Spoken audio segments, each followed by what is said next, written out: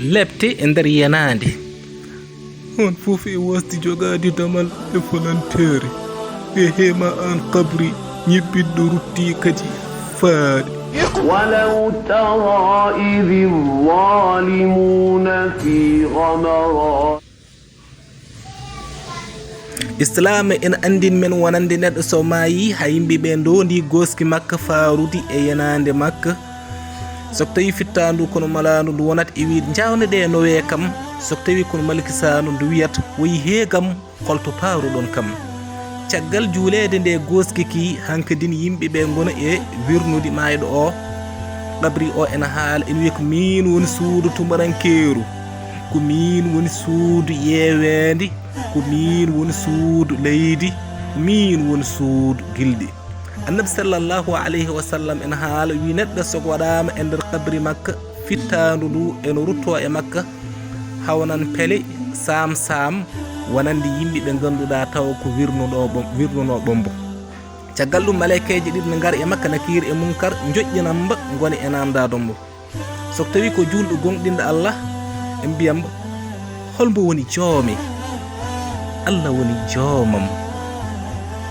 holko woni diini ma? Islamu woni diinam. holi on gorko nelano e ma, nelaɗo sallallahu alayhi wa sallam. holko woni deftere ma? Qur'anul Karim.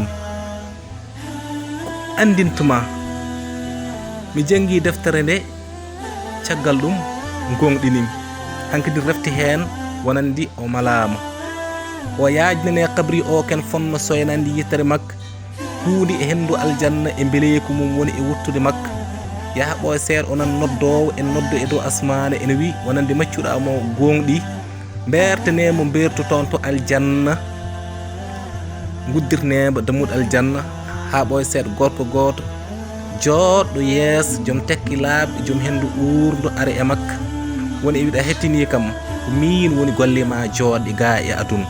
so tawi ko kefeere o malaikeji ɗiɗi en gari e makka goni e namda dombo en mbiyambo holmbo woni joomi?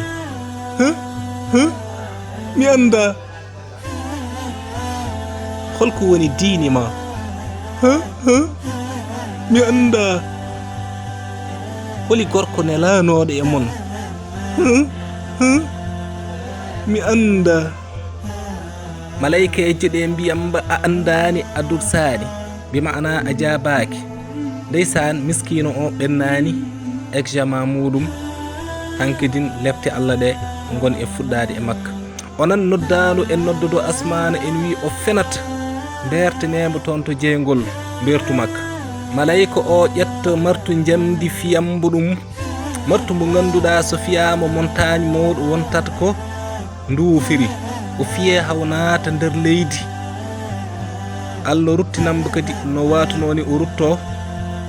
malayika o kadi emo martu kadi gongol fiyamba haw muto gandanɗa hoorema nder leydi ni gandanɗa hoorema o worata piggal ngal yaha ɓoye seeɗa kadi leydi ndi jaggamba ɓittamba ha birɗe ɗe korsidira ni gandanɗa hoorema o worata wiye e heema leydi jaggumbo maɗumbo ɓittumbo gandanɗa hoorema ha tiiɗa ha yaha ɓoye seeɗa Allah wurte makka kadi boddi gotiri witende Suja Aqra ara woni e ñamdombo e ñamtew makko ummade hoore nde ha yetto teppere. ñamtew ngu ko ni o worata so tawi tew ngu kadi ñamama Allah watta no wano ni yaha ɓoye gorko goto ar coofɗo mbaadi joom tekki coofɗe luuɓɗo hendu wiyamba ko min woni golle ma coofɗe ɗe gollanɗa ɗe ga e aduna hankadin o holle galle makka jeygol wala hawla wala quwwata illa billah.